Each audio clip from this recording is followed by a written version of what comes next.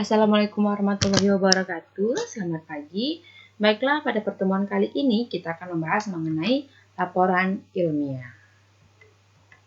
Adapun tujuan pembelajarannya ialah yang pertama, kalian mengetahui sistematika laporan ilmiah, lalu kalian dapat mengidentifikasi jenis-jenis laporan ilmiah, dan terakhir kalian mampu mengkomunikasikan hasil penelitian berupa laporan ilmiah atau etnografi.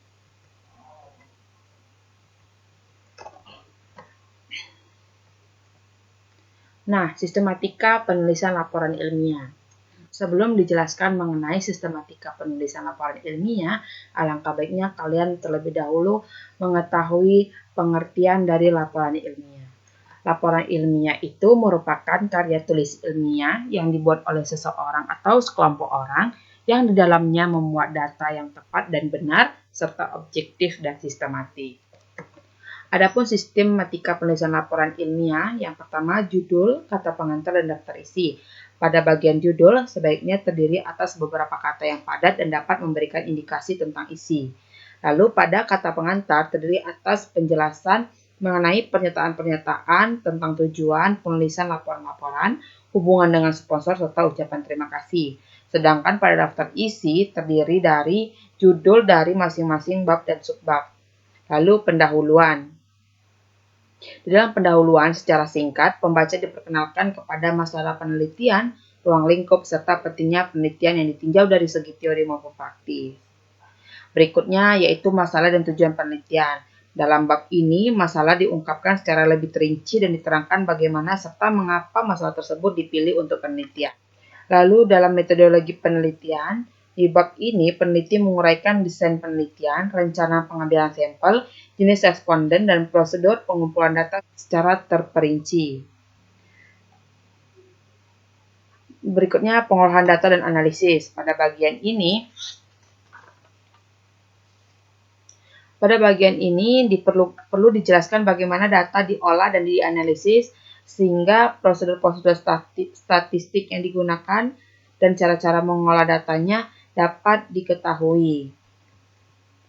Lalu mengenai hasil penelitian. Hasil penelitian biasanya berisi mengenai penemuan-penemuan penelitian, penjelasan dan interpretasi, lalu pembuatan generalisasi dari penemuan, dan pemberian saran-saran atau implikasi kebijakan. Kesimpulan dan saran. Kesimpulan ditarik berdasarkan data yang sudah diolah atau dianalisis. Kalau saran ialah hubungan erat dengan kesimpulan. Saran dibentuk sesuai dengan kesimpulan. Bila kesimpulan benar-benar didasarkan pada hasil penelitian, maka saran penelitian lahir dari penelitian itu sendiri. Biasanya saran juga mengandung usulan-usulan untuk peneliti. Yang terakhir yaitu referensi atau daftar pustaka. Jadi setiap kita menulis yang namanya karya ilmiah, pastinya dan tentunya harus berisi yang namanya referensi. Itu daftar rujukan yang kita gunakan dalam penulisan laporan ilmiah. Baik itu berupa buku, artikel, koran, absen, atau link yang kita gunakan dalam menuliskan laporan ilmiah. Jenis-jenis laporan ilmiah. Berdasarkan jenisnya, laporan ilmiah dibagi menjadi 4. Yang pertama yaitu laporan lengkap, berisi proses penelitian secara menyeluruh. Tujuan laporan ini ialah untuk menyampaikan hasil penelitian dengan rinci sesuai dengan data yang ada. Yang kedua yaitu artikel ilmiah, terdiri dari intisari dari laporan lengkap yang berisinya yang sifatnya lebih padat dan disesuaikan dengan jumlah halaman yang tersedia. Yang ketiga, laporan ringkas. Laporan ringkas merupakan satu artikel yang sudah terbit, kemudian ditulis kembali dalam bentuk yang mudah dimengerti dengan bahasa yang tidak terlalu teknis. Yang terakhir yaitu laporan untuk pembuatan kebijakan. Laporan ini dibuat dan disampaikan kepada pemerintah dengan implikasi yang diperlukan dalam pengambilan kebijakan. Baik, materi terakhir yaitu mengkomunikasikan hasil penelitian berupa laporan ilmiah. Mengkomunikasikan hasil penelitian yang dituangkan dalam bentuk laporan hasil studi, baik berupa artikel ilmiah, makalah, karya-karya dalam foto, merupakan salah satu unsur penting untuk disampaikan atau dikomunikasikan. Salah satunya ialah dengan cara menyajikan hasil laporan ilmiah dalam bentuk presentasi atau melalui presentasi. Presentasi hasil penelitian dapat dilakukan dalam bentuk diskusi kelas dan diskusi kelompok. Apa sih bedanya diskusi kelas dengan diskusi kelompok?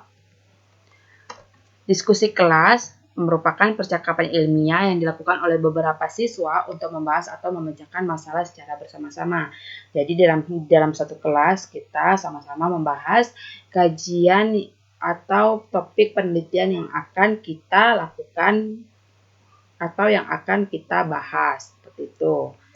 Lalu diskusi kelompok merupakan bagian dari diskusi kelas. Jadi diskusi kelompok merupakan lingkup kecil dari diskusi kelas. Diskusi kelompok dilakukan untuk membahas hasil penelitian.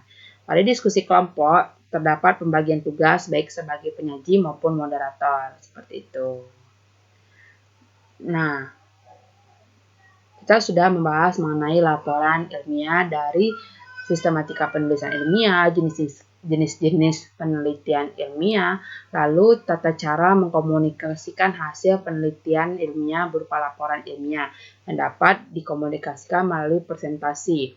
Sebelum melakukan presentasi, maka akan ada yang namanya diskusi terlebih dahulu. Yang pertama disebut dengan diskusi kelas, di mana kita membahas atau memecahkan masalah secara bersama-sama dalam kelas. Lalu setelah diskusi kelas kita akan membentuk yang namanya kelompok, diskusi kelompok.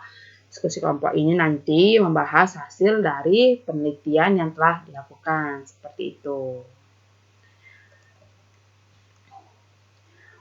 Dan yang terakhir, sebelum materi pembelajaran ditutup, maka akan ada tugas seperti biasanya. Yaitu yang pertama, cari contoh laporan ilmiah yang berkaitan dengan kebudayaan yang ada di Indonesia. Lalu pahami dan pelajari. Cukup dipahami dan dipelajari, tidak perlu ditulis ulang. Lalu yang ketiga, copy link websitenya, share ke grup WhatsApp. Tadi kan kalian sudah mencari contoh laporan ilmiah di internet. Otomatis kan ada link internetnya itu. Nah, link internetnya itu kalian copy, kirim ke grup WhatsApp.